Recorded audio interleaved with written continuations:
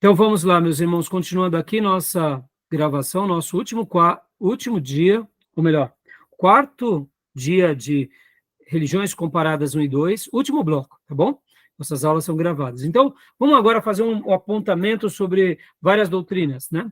O purgatório, irmãos, alguém tem alguma dúvida sobre o purgatório?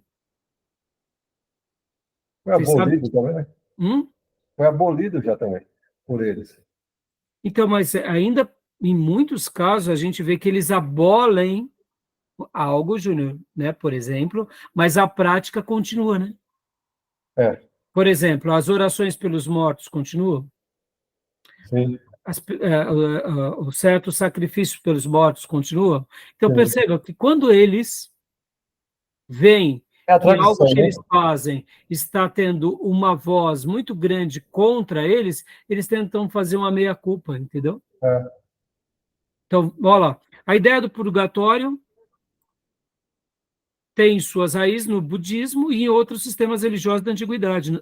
Até a época do Papa Gregório I, porém, o purgatório não havia sido oficialmente reconhecido como parte integrante da doutrina romanista. Esse Papa adicionou o conceito do fogo purificador à crença, então corrente, de que havia um lugar entre o céu e o inferno para onde eles eram enviadas as almas daqueles que não eram tão maus ao ponto de merecerem o inferno, mas também não eram tão bons a ponto de merecerem o céu.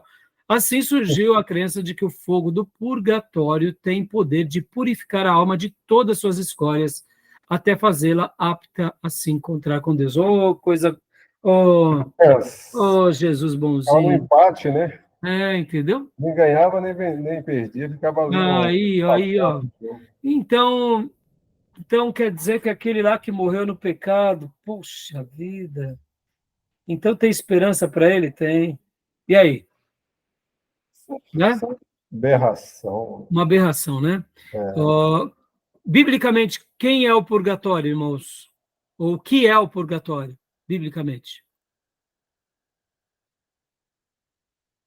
O que representa o purgatório para nós, biblicamente? Se a gente pudesse, assim, usar uma figura de linguagem. No sentido que purifica, o senhor fala? Isso, no sentido que purifica. Quem é que nos purifica e o que nos purifica? Sangue de Cristo, Somente né? o sangue de Jesus nos purifica. Exatamente. Só isso. Ponto final. Porque a Esse é o verdade, remédio de Deus para o ser humano. a Ponto. palavra purgatório vem de purgar, do latim, que vem do direito, fala. Purgar mora. O que é purgar mora? Purgar a dívida. Pagar a dívida. Quem pagou a nossa dívida? É. Então, dentro do purgatório, por isso que há o quê? Essa ideia religiosa que tem mais raiz no budismo e em outros sistemas religiosos, É dos que aí você pagões, tem né? que ficar pagando para que possa ser purificado. Mas a gente sabe que Jesus, na sua obra de expiação, Tô nos completa. limpou. É completa, exatamente, a obra de redenção, né? Tá bom? Tudo bem? Nenhuma dúvida, irmãos? Não, isso aí é só, Tranquilo, né? é só uma Maravilha. chibatada, não tem muito o que falar dessa doutrina. Aqui os sufrágios pelos que se acham no purgatório, né? Aqui, ó, pode ver, Júnior, quando você mencionou há pouco, né? É, Eles fizeram uma, né? Voltaram atrás, mas olha, as orações pelos mortos existem, a missa de sétimo dia existe e é, tantas outras coisas existem, está dentro do purgatório. Estão é. entendendo? As esmolas é um jeito de justificar o que nós tínhamos lido nos apócrifos. Estão entendendo? E Tá outra, bom? gosto de vela Maravilha? para quem está no a missa lá, as velas, essas coisas, porque pô, uma coisa material vai lá no espiritual. É. Vamos lá, irmãos, a tradição bíblica, a tradição e a Bíblia, vamos lá. Então, leia para nós, Júnior, agora rapidinho, para a gente dar uma corrida. Tradição e a Bíblia. Em 1909, sobre a Bíblia, escreveu o padre Bernard Cohen.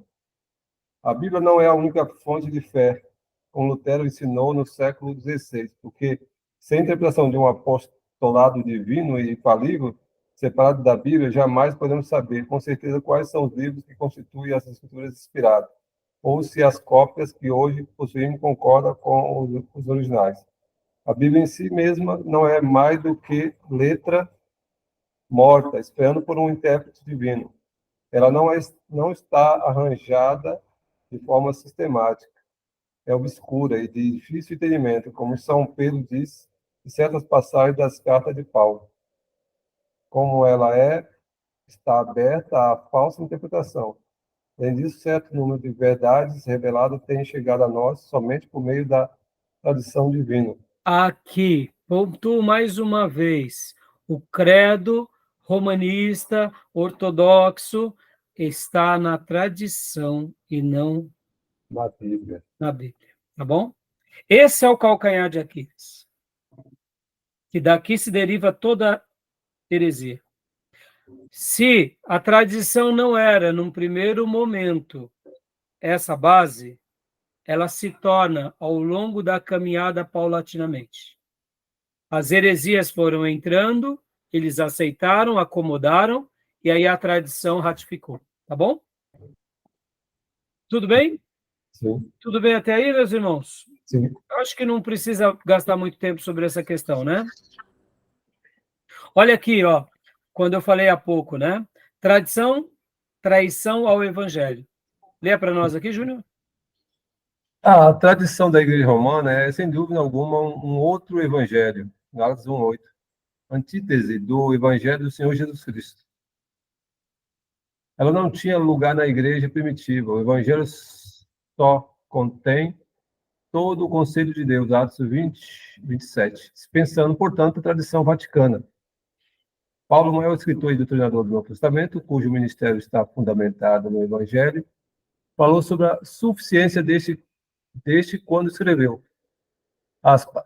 Antes de tudo, vos entreguei o que também recebi, que Cristo morreu pelo nosso pecado, segundo as Escrituras, e que foi sepultado, e ressuscitou ao terceiro dia, segundo as Escrituras. Coríntios 15, 3 e 4. Ou seja, segundo as Escrituras. Não segundo a tradição. Exatamente. Aí aqui ele vai fazer um bom apanhado. Então, meus irmãos, só uma coisa aqui que eu queria até destacar, né? Irmãos, assim, perceba, como eu estou falando demasiadamente, né? A tradição ela é perigosa, a gente tem que tomar cuidado com isso. As nossas tradições também podem ser perigosas. A gente tem que tomar cuidado com isso. Senão a gente também cai no mesmo erro, tá bom? Tudo bem até aí? Tranquilo? Vamos lá agora para esse ponto. Deixa eu falar uma coisa que eu ia dizer isso. Nós devemos crer nas Escrituras como seu livro de fé, regra e prática, mas a gente também não pode cometer um outro pecado, que é a bibliolatria. O que seria a bibliolatria? Nós sabemos que esse livro representa o quê? Os oráculos de Deus, as palavras que o Espírito Santo de Deus deu a homens consagrados para nos conduzir na caminhada. Mas não há um misticismo sobre esse livro, como, por exemplo, quando abrimos ele e deixamos ele aberto, ele vai expulsar o mal. Percebam que é muito fácil a gente começar em amor e devoção a algo que é sagrado, também praticar um pecado. A bibliolatria seria, vamos dizer, como se nós colocássemos a Bíblia, vamos dar um exemplo, tá, irmãos? Caiu a Bíblia, ai meu Deus do céu, tem que fazer um jejum. Tá entendendo? Isso é uma bibliolatria. A Bíblia caiu, ela caiu. Você não tomou cuidado, ficou lá, né, na sala, o bebê foi lá e rasgou. Ai meu Deus, pastor, minha filha rasgou a Bíblia, ela vai para o inferno, eu vou... Não, a criança rasgou. Poderia ter sido jornal. Tá entendendo? É de rir, né, Dil? Você entende? Mas nós, muitas vezes, perceba, em nome da nossa fé, a gente acaba tendo crendices tolas. Quer ver um exemplo bem prático aqui? A gente começa a mergulhar no mundo espiritual e a gente começa a enxergar as questões religiosas, a gente começa a virar crente de verdade, a gente começa a ver o diabo aqui e acolá, não é assim? Basta a gente se converter. Enquanto é meio carnal, o diabo está do lado e o irmão está de mão dada com o capeta e nem percebe que é o capeta. Mas ele se converte... 880, né? Hã? 880. 880. Mas ele se converte, ele começa a ver laço do diabo, que o diabo está usando fulano, que aquele é outro laço para querer desviar ele. E aí ele começa a ver o diabo em tudo. Está entendendo o que eu quero dizer? e aí ele espiritualiza todo. Ele está andando na rua, tropeça, ele fala, sai, Satanás. Meu irmão, tinha um toco lá, você estava desatento, olhando para o celular. Radicaliza Não é tudo, o né? capeta, é você que não prestou atenção. Está dirigindo, mexendo no WhatsApp, vai ter acidente, é uma questão óbvia. Agora, vocês percebem que nós, em nome do simplismo e da fé, podemos também cair em outro pecado? Quando nós refutamos a tradição, eu não estou dizendo que a gente deve apenas fazer da Bíblia um livro onde a gente idolatra ela. Não, meu irmão. Essa palavra ela tem que estar dentro do nosso coração e da nossa alma. Porque lá nas leis de Moisés, o Senhor disse, inculca essas palavras na mente e no coração dos seus filhos. O que é inculcar, se não fazer dessas leis se tornarem verdades na sua vida? Muito mais do que saber intelectualmente elas fazerem parte da nossa existência. Então, é uma riqueza espiritual, mas ela não pode ser mística. Tá bom, meus irmãos? Só para vocês terem uma ideia, esses dias eu via um congresso que teve lá na igreja do Gondim, e uma das palestrantes começou a falar que nós, que conservamos a Bíblia como inerrante, como infalível, somos bibliólatras. Você acredita nisso? Um congresso em que estavam vários pastores falando que a Bíblia precisa de uma nova releitura. Eles não têm como contra-argumentar conosco, e aí eles começam a ir para o exagero. Hoje mesmo eu li um artigo do Gondim, em que o Gondim, no momento em que ele fazia suas defesas, né, dizendo que ele preferia errar, mas usar a razão e o bom senso do que aqueles que são do discurso do ódio. Ou seja, ele rotula que quem pensa contra ele já está no ódio. Olha só que tolice. Ou seja, ele quer se enveredar por esse caminho, seja honesto. Mas nem todo mundo que discorda dele está no ódio. Exatamente. Eu creio na infabilidade e nem por isso eu pratico a bibliolatria. Eu creio que aquilo que a Bíblia traz como milagre é verdade, porque a fé, dediquei a minha vida em prol disso, nem por isso sou simplista. Nem por isso vou deixar de, por exemplo, apreciar a ciência. Se eu não consigo entender certas verdades, então entenda, irmãos, a tradição ela é o mal, mas a gente que crê também nas escrituras, a gente não pode ser nem leviano, nem bibliólatra e muito menos ingênuo. A nossa fé, ela também é inteligente. O fato de acreditarmos que é um Deus que se comunicou por meio de nós, usando homens santos e deixou um livro que é a palavra dele, essa palavra ela é inteligível. Por isso que nós precisamos entendê-la, lê-la e estudá-la, porque ele deixou um manual. Sim. Eu acho que o conceito de bibliolatria, ela se define quando você adora, como idólatra, você passa a ser idólatra do objeto material, que é usado de forma mística, o objeto material de forma mística e como amuleto. Aí eu acho que é cheio de superstição, etc. Agora, o conteúdo, a questão inspirativa do texto, que emana do Todo-Poderoso, aí não é idolatria, porque claro que não. a nossa idolatria é para Deus, a nossa adoração é para Deus. Quer ver um exemplo, Júnior, dessa questão que, por exemplo, aplica bem? Alguns grupos dentro do Islã, quando cai o Alcorão, eles têm que cumprir algumas penitências, porque nesse caso, para eles, é quase isso. Aí não é o nosso caso, entendeu? Não é idolatria, porque se você... Lembra aquele verso satânico, o escritor inglês foi perseguido pelos radicais do Islã? Por quê? Porque fez um comentário, fez uma interpretação do Alcorão, e era chamado verso satânico. Então, eles sentiram que estava ofendendo o Alcorão, como você falou. É. Aí eles tomam como uma coisa muito radical mesmo, idólatra. Sim. Então, meus irmãos, vamos aqui agora continuar? Mais algum comentário, Júnior, irmãos? Não sei. Bom, agora falando sobre a Virgem Maria e a mariolatria, né? Essa é uma questão também muito forte entre eles, eu diria, dentro das temáticas, irmãos, é uma das mais complicadas, principalmente no contexto brasileiro, né? Lê para nós, Maísa, por gentileza, essas frases. É um livro de regra e fé, né? A Virgem Maria, Isso. a essência da adoração na Igreja Católica Romana gira não em torno do Pai, do Filho e do Espírito Santo, mas da pessoa da Virgem Maria.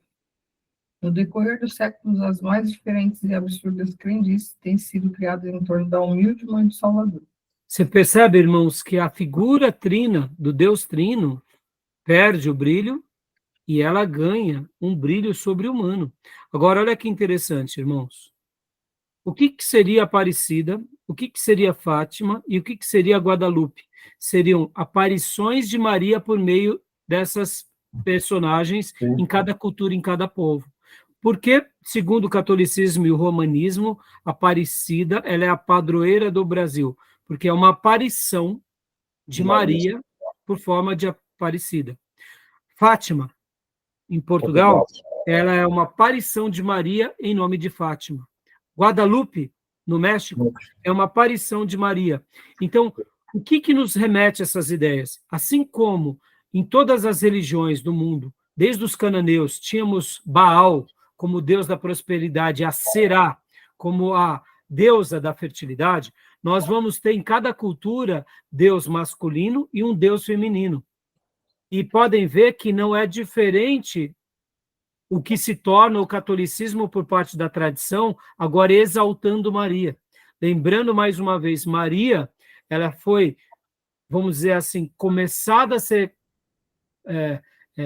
vamos dizer assim, idolatrada lá no V século em diante. Depois disso, a gente vai vendo o quê? Essa questão de práticas e de nomenclaturas, de rezas que vão surgindo aos séculos, e ao invés de eles voltarem e reconstruírem aquilo e dizerem, não, nós erramos aqui, eles fundamentam pela tradição. E hoje, o que o nosso irmão Raimundo Oliveira está dizendo sobre isso é a pura verdade. Você pode falar de Jesus Cristo, mas vai falar de Maria para um católico. Acabou. Você morre. Verdade. Entendeu? Então, é muito interessante, né, essa questão. Bom, continua só mais um pouco aqui, minha irmã. A teologia mariana. Decreto o Concílio Vaticano II, os fiéis devem venerar a memória primeiramente da gloriosa sempre Virgem Maria, Mãe de Deus, e de nosso Senhor Jesus Cristo. Dentre as muitas declarações em torno de Maria, destacam-se as seguintes. Concebida sem pecado. É o que nós trabalhamos na semana passada, da que ela nasce sem pecado, ou seja, nós sabemos que, biblicamente, somente um nasceu sem pecado, por isso que ele teve que nascer pelo poder do Espírito Santo, porque na união de um pai pecador e de uma mãe pecadora, nasce um pecadorzinho. Jesus, ele nasce pelo poder do Espírito Santo. Olha só que interessante, irmãos, deixa eu fazer uma citação. Por que Jesus precisou nascer, ou pelo menos entendemos, no ventre de uma mulher? Porque Deus, Todo-Poderoso, precisou ser gerado como homem no ventre de uma mulher. Porque o Pai, o Filho e o Espírito Santo não fizeram um segundo Adão como tinha sido lá no início. É bem simples essa questão. Claro, é minhas conclusões, tá? Se Jesus tivesse nascido por um toque poderoso de Deus, nos dias em que João Batista estava pregando, uma tempestade, Deus falando, e de repente ali as mãos de Deus aparecem mexendo e cria Jesus e sopra nele e ele está ali entre todos, ninguém ia acreditar que ele era 100% de carne, porque eu falo, não, ele é diferente, ele nasceu de uma forma diferente. No momento em que Jesus nasce na história da humanidade, na plenitude dos tempos, de uma forma como eu e você, tendo as mesmas paixões e inclinações e morre numa cruz como eu e você morreríamos, há uma semelhança da sua naturalidade. Mas como Deus resolveria, de fato, o problema do pecado original? Por isso que o profeta, guiado por Deus, já disse que a Virgem conceberia. E quando a gente agora aplica a fé e um pouco da ciência, Jesus é o primeiro clone da história, irmãos. Não foi a ovelha Dolly, entendeu?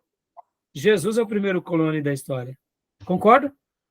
Possivelmente, Jesus ele tinha um porte físico masculino, com seus hormônios, mas as feições eram muito mais parecidas, totalmente, quem sabe, como Maria e os antecedentes de Maria, quem sabe um tio, um irmão, entendeu?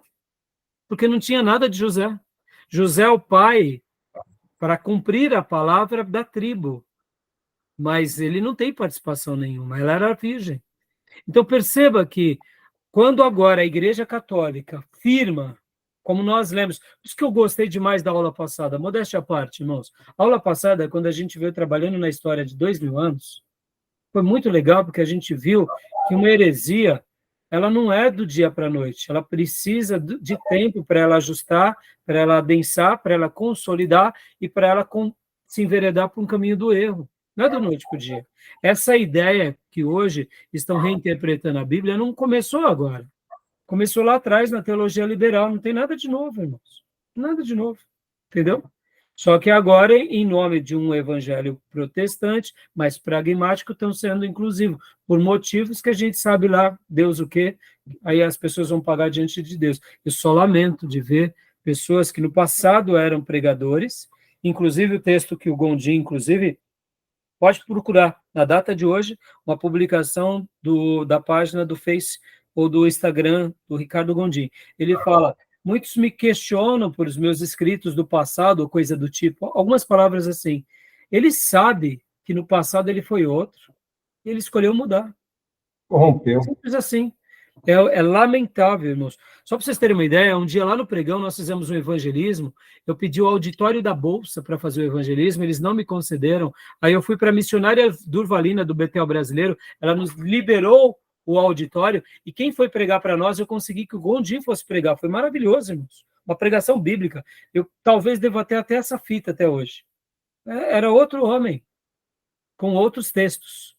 Não digo outro homem no sentido genético, eu digo outro homem com relação à sua postura bíblica, outro pastor, homem nesse sentido de ministro. Né? Ele se enveredou para outra agenda, para outras coisas. É uma pena. Mas por que eu estou falando isso? Voltando aqui para a história e a tradição.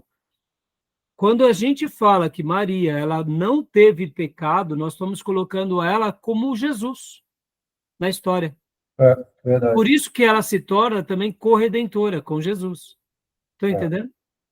Sendo Tá bom, que meus irmãos? Romanos 3:23, né? Todos pecaram. Mas ela... Então, como você justifica Maria com Romanos 3:23? Aí você justifica pela tradição. Lembra que eu falei? Que o credo romanista e ortodoxo, eles estão na tradição, porque, inclusive, os ortodoxos também têm uma alta veneração por Maria. Também está errado. Irmãos, adoração e veneração, nós podemos ter uma admiração, como eu disse, como temos por Moisés, mas no dia que a gente presta honras ou fazemos afirmações, mesmo que os ortodoxos não adorem Maria, mas digam que ela é uma pessoa imaculada, eles já estão na heresia também, da mesma forma. Tá bom? Tudo bem? Então, continuando aqui rapidinho, só para a gente concluir, vamos lá. Concebida sem pecado, né? Sempre virgem, nós sabemos também que não. Podem ver que lá também na Bíblia de Jerusalém, os próprios teólogos católicos refutam essa ideia, porque a Bíblia vai falar que Jesus teve irmãos, e sabemos de pelo menos 2 meio-irmãos de Jesus, que é Tiago, escritor da Epístola, e Judas, escritor da Epístola. Olha aqui, ó. Mediante... Oi? As irmãs dele, então, que suas irmãs. Exatamente. Medianeira e intercessora, ou seja, ela intercede. Pode ver que a oração da Virgem Maria, Ave Maria, é uma oração em que ela é intercessora, e nós lemos na abertura da aula de hoje que só há um intercessor. Então, assim, irmãos, são muitas as coisas com relação a isso, tá bom? Beleza, meus irmãos? Eles falam que irmãos são de fé, né? Hã? Eles, para tentar refutar, falam que os irmãos de Jesus eram de fé, né? Então. Bom, aqui, ó, Maria não foi concebida sem pecado. Maria teve outros filhos. Está aqui em João 2:12, tá bom? Além de Mateus 12:46, tá aqui os textos. Que mais? Maria não exerce mediação a favor do pecado. Nós sabemos que é só Jesus, como lemos. Só Cristo intercede pelo pecado, Hebreus 7:25. Então, tudo bem, meus irmãos? E Timóteo, né? Sim. Fala lá, não há outro mediador entre Deus e o homem, Jesus Cristo. Outra coisa que os católicos também se fundamentam é que a missa é um dos sacramentos, tem que participar da missa, porque senão você está fora logo. Vocês participam de alguma missa? Não, então vocês são pagão. Entendeu, meus irmãos? O que mais?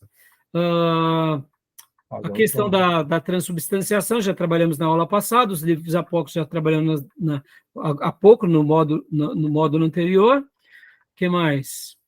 Terminamos, então, aqui. Eu queria ter usado também, eu separei aqui, irmãos, o material do professor Paulo Pescador, que era para a gente trabalhar, mas, assim, como a nossa aula ela é viva, tudo bem? Ok. Semana que vem eu queria falar sobre o hindu, o povo hindu. Tá bom? Porque é uma religião muito antiga. Mas aceito as sugestões dos irmãos também, tá? Podem dar as sugestões de vocês, tá bom, meus irmãos? Okay. E aí a gente vai correr. Eu vou tentar correr um pouco mais rápido nas aulas que vêm, tá bom, meus irmãos? A gente poderia falar um pouco sobre os testemunhas. Tá bom. Então, aí a gente, joia, também, a gente vai, irmão, só para tranquilizar vocês, a gente vai falar dos testemunhas, dos mormons, dessas igrejas que derivam-se, né, de fato do cristianismo, isso são fundamentais, mas é importante a gente também conhecer um pouco do pano de fundo um pouco mais abrangente, por exemplo, os hindus. Hoje, a maior população do mundo é quem? É o povo indiano. E os hindus já vão estar aqui, vai ser moda também, porque a população está crescendo. E é importante, quando a gente for evangelizar, entendeu, Gil? O Islã é uma das religiões que mais cresce no mundo, a gente precisa saber também, que a gente vai guardar um tempo para eles.